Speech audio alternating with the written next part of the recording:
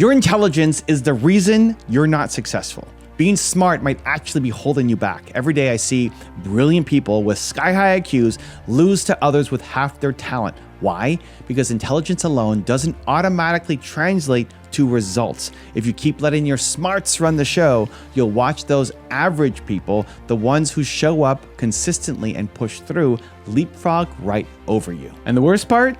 The world misses out on your genius. The woman who should have cured cancer might be stuck in a dead-end job because she didn't believe in herself or take action. Think of the tortoise and the hare, the fast, cocky hare, the smart one. Took a nap, thinking he had the race won. The slow but steady tortoise kept going and crossed the finish line first. In real life, too many smart people act like the hare, so confident in their brain power that they get complacent or overcomplicate everything, while the less assuming tortoises quietly grind out the win. Being the hare might feel good at first, but it doesn't win races. I learned that the hard way. In my early 20s, I had a shot at a life-changing deal, selling my first company for millions of dollars. I was trying to be the smart kid with a detailed plan, and I overplanned everything. I spent months crafting the perfect business plan instead of actually doing something. And guess what happened? A big company came looking to buy businesses like mine, but we weren't ready to move. It came down to my company and our biggest competitor, and we lost. And that competitor of ours got bought for $40 million while I was still polishing my plan. $40 million! That stung. I could have sold my business for $40 million, but I missed my shot because I was being too perfect. That failure woke me up. I realized my smart plan was really just fear in disguise. Fear of making a mistake. Fear of it not being perfect. Perfectionism is really just fear. We call it diligence, but really, you're just scared. I decided to become a recovering perfectionist after that. Now, when I get a great idea, I force myself to act on it immediately before my brain can come up with 20 reasons to wait. I learned that a half-assed plan that you actually execute is better than a perfect plan that stays in your head. Now, at this point, you might be thinking, Evan, are you saying I should stop being smart? Am I supposed to dumb it down to succeed? No, I'm not saying abandon your brain or act recklessly. I'm saying you have to change how you use your intelligence. Right now, your smarts are running the show and running you into a wall. You probably pride yourself on being the smartest person in the room, but is that working out for you? If you're so smart, why aren't you where you want to be? The truth is, raw intelligence without execution gets you nowhere. You have to get out of your head and into action. Being smart is a gift, but if you don't pair that gift with courage, with discipline, with hustle, it will absolutely hold you back. Don't let your ego or fear of not looking smart keep you from growing. The only thing worse than being seen as not smart is being full of potential and never actually achieving anything. So yes, keep your intelligence, but put it to work for you, not against you. So let's talk about how to fix this. Let's turn your intelligence into an asset instead of a liability. Here we go. If you've been here before, drop a hashtag Believe in the comments below so I can feature you here in a future video. And if you're new, welcome to Believe Nation, the only channel that helps you believe in yourself daily, one video at a time. Believe. Why smart people struggle with success and how to turn it around. Number one, you overthink everything. Smart people can get stuck in analysis paralysis. Your brain sees 20 angles to every problem. You can imagine every possible outcome, and all that analysis leaves you spinning in circles. Sound familiar? You plan and you plan and you plan, and nothing actually happens. Meanwhile, someone with half your brain power just picks a direction and goes. They get results while you're still in your head. Here's the deal. Thinking about doing something and actually doing it are completely different things. No matter how brilliant your idea is, you must act on it. Studies in cognitive psychology even show that excessive deliberation can lead to worse decisions because you start second guessing yourself and overcomplicating simple choices. So what's the solution? Decide and go. Give yourself a deadline to make a decision and then execute. Trust your intuition and start moving. You can adjust course as you go. Remember, real progress happens in the real world, not in your head.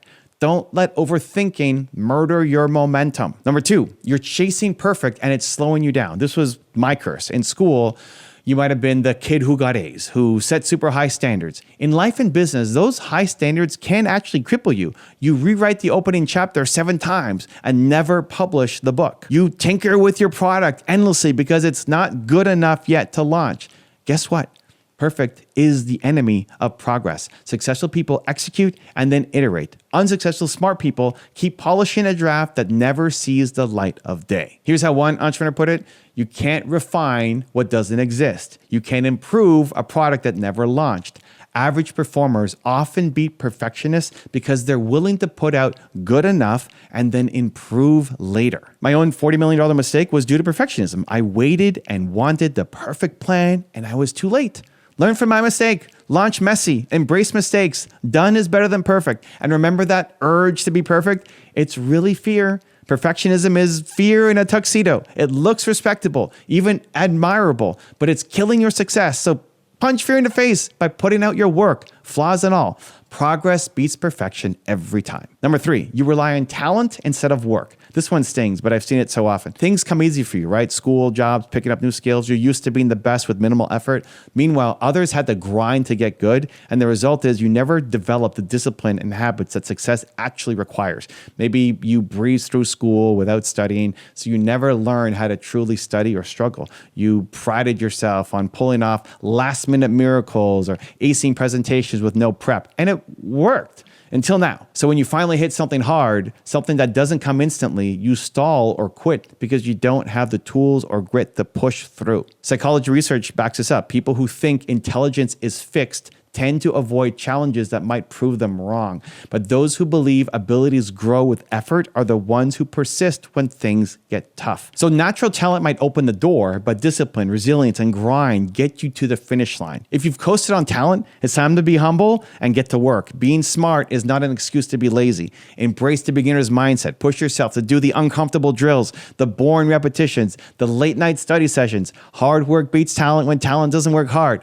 Every single time. Number 4, you get bored and lose focus. So let's get real. Highly intelligent people get bored easily. Your brain craves novelty and big ideas. Once you figure something out, doing the actual work feels tedious. You love planning the project, but hate the day-to-day grind of executing it. And I get it. But here's the reality. Most success is built in the boring middle. The book that you want to write, 5% is the exciting idea, and 95% is sitting down day after day, banging out words or editing. And that business you want to build, the concept is thrilling, but actually building it involves 1,000 tedious tasks, paperwork, and emails, and routines. Not exactly fun or intellectually stimulating. The smartest people often struggle here. Isn't this work beneath me? No, this work makes you. Consistency is the secret weapon of the average. Those who succeed are willing to do the uninspiring stuff consistently without constantly questioning, is this worth my genius? If boredom is killing your momentum, fix it by reframing the boring stuff as a challenge. Can you show up and execute even when it's not exciting? That's your new game. Also, systemize your life. Build routines and accountability that keep you moving forward even when you're not feeling it. The ability to do boring things consistently is incredibly valuable.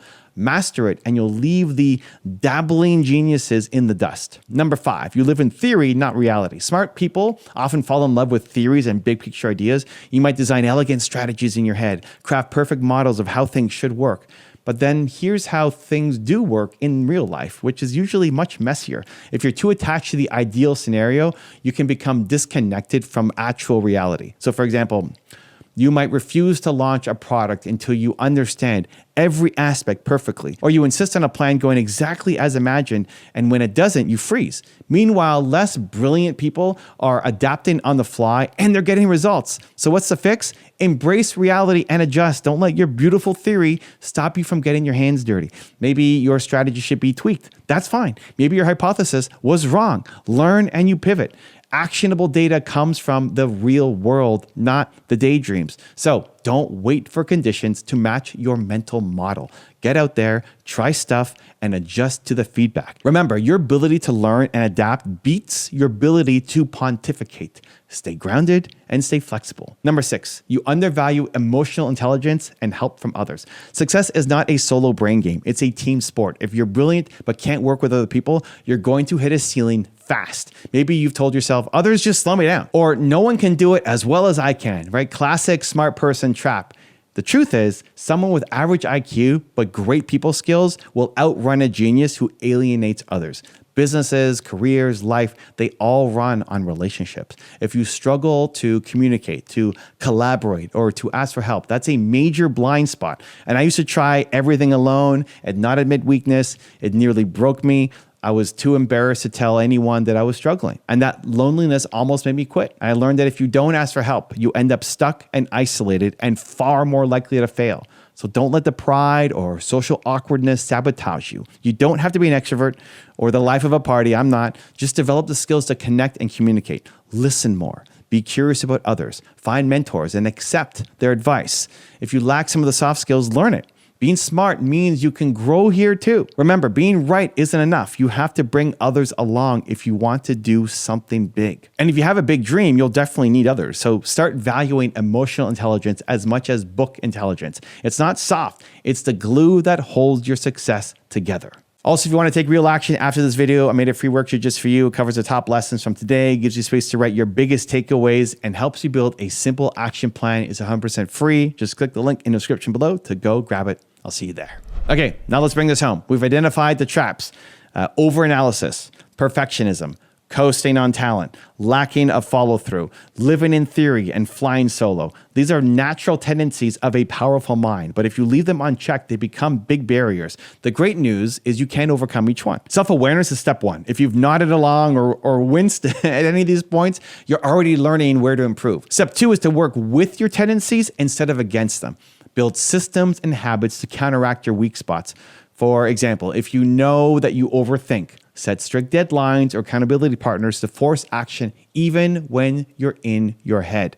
If you're a perfectionist, set good enough goals. Deliberately release version 1.0 of a project when it's 80% there. Just to prove to yourself the world doesn't end if it's not perfect. If you get bored, gamify the process or tie boring tasks to a deeper mission that actually fires you up.